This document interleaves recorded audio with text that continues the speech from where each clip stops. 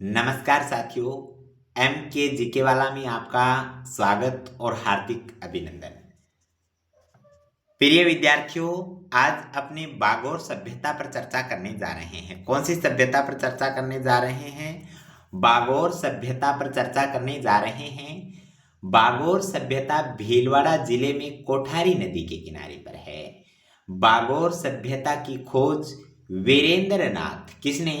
वीरेंद्र नाथ व doctor L S लेस्निक ने की 1967 से 1969 के मध्य की। साथियों, बागोर सभ्यता को महासतियों का टीला कहा जाता है। क्या कहा जाता है? बागोर सभ्यता को महासतियों का टीला कहा जाता है। यह बात ध्यान में रखने वाली है। भारत में प्राचीनतम पशुपालन के जो साक्ष्य मिलते हैं या भारत के अंदर प्राचीनतम जो पशुपालन के अवशेष जो मिलते हैं वो बागोर सभ्यता से ही मिलते हैं। कौन सी सभ्यता से मिलते हैं? बागोर सभ्यता से मिलते हैं। ये बात बहुत ही महत्वपूर्ण है, बहुत ही महत्वपूर्ण है। तो एक एक बात को आप लोग थोड़ा सा ध्यान में रखिएगा, देखिएगा। अपने आगे बढ़ते हैं। हम लोगों ने दो बातों पर अब तक पढ़ने का प्रयास किया है। एक, हमने महासतियों का टीला बागोर को कहते हैं। प्राचीनतम पशुपालन के साक्ष्य भी हम लोगों को बागोर सभ्यता से मिले हैं। प्राचीनतम कृषि के जो साक्ष्य मिलते हैं, 14 प्रकार की कृषि कहा जाता है कि बागोर सभ्यता के लोग करते थे। आप इस बिंदु को थोड़ा सा ध्यानपूर्वक पढ़िएगा। एक बात और मैं आपको यहाँ पर कहना चाहूंगा, पशुपालन की बात आई है तो प्राचीनतम जो पशु मेला जो लगता है वो याद रखना साथियों, लूनी नदी के किनारे लगता है। कहाँ लगता है प्राचीनतम मेला? लूनी नदी के किनारे लगता है। कहाँ? लूनी नदी के किनारे प्राचीनतम जो मेला लगता है वो कौन सी नदी के किनारे लगता है? तो याद रखने वाली बात है, यह मेला तो लूनी नदी के किनारे लगता है। कौन सी नदी के किनारे लगता है? लूनी नदी के किनारे लगता है। गजब बात आप लोग और याद रखिएगा, लूनी नदी के किनारे किस लोक देवता की याद में लगता है? तो याद रखिए साथियों, यह मल्लीनाथ जी की याद में लगता है। किसकी याद में लगता है? लोक देवता मल्लीनाथ जी की याद में ये मेला लगता है। चलो आगे बढ़ते हैं। भारत में प्राग ऐतिहासिक पाषाण सभ्यता बागोर है।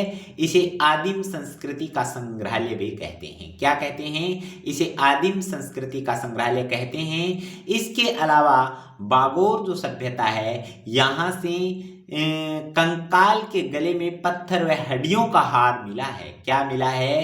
कंकाल के गले में पत्थर व हड्डियों का हार मिला है। यह भी बहुत ही महत्वपूर्ण जानकारी है। साथियों, मैं आपको बागोर एक बार पुनः हल्का सा रिवाइज करवा देता हूं कि बागोर सभ्यता है वो क्या है, या बागोर के बारे में हम क्या क्या जान सकते हैं। एक एक बात को आप लोग ध्यानपूर्वक समझिए। बागोर सभ्यता कहाँ है? तो भीलवाड़ा जिले में है। कौन सी नदी के किनारे है? तो कोठारी नदी के किनारे है। बागोर सभ्यता की खोज वीरेंद्र नाथ और डॉक्टर एल एस लेस्नी ने की। और गजब बात तो आप याद यह रखिएगा कि बागोर सभ्यता को महासतियों का टीला कहा जाता है। पशुपालन हमेशा से मानव करता रहा है। प्राचीनतम पशुपालन के जो साक्ष्य मिले हैं वो भी हमें बागोर सभ्यता से ही मिले हैं। साथियों, पशुपालन जहां होगा वहां पर कृषि निश्चित रूप से की जाएगी।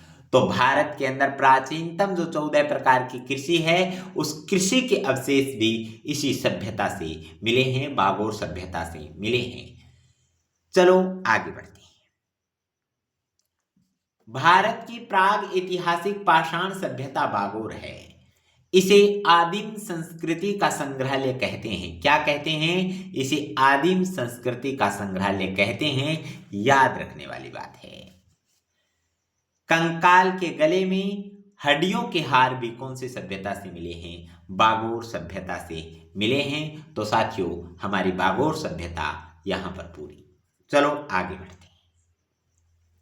चलो एक और महत्वपूर्ण सभ्यता पढ़ते हैं और इस सभ्यता का नाम है नगरी सभ्यता।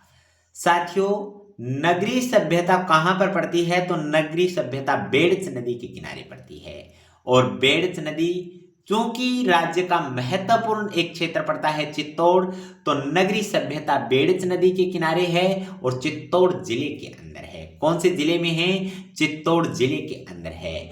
आप लोगों को एक प्राचीन नाम कभी सुनने को मिले कि मध्यमिका। किसका? मध्यमिका। तो याद रखिएगा, मध्यमिका इसी नगरी का ही प्राचीन नाम है। किसका नाम है? मध्यमिका इसी नगरी का ही प्राचीन नाम है। नगरी सभ्यता का उत्खनन 1904 में डॉक्टर D.R. भंडारकर व भारतीय पुरातत्व विभाग ने 1962 में करवाया। दोबारा मैं कहना चाहूंगा कि जो नगरी सभ्यता है, इस नगरी सभ्यता का जो उत्खनन है वो 1904 में डॉक्टर D.R. भंडारकर ने किया, जबकि भारतीय पुरातत्व विभाग ने इस का जो सर्वेक्षण किया या उसका जो उत्खनन किया वो 1962 में किया। गुप्त काल भारतीय इतिहास में एक अद्भुत स्थान रखता है। तो गुप्त कालीन कला के अवशेष भी नगरी सभ्यता चित्तौड़ से मिलते हैं। कहाँ से मिलते हैं? नगरी सभ्यता चित्तौड़ से मिलते हैं। तो हम लोगों ने आज दो सभ्यताओं पर चर्चा की।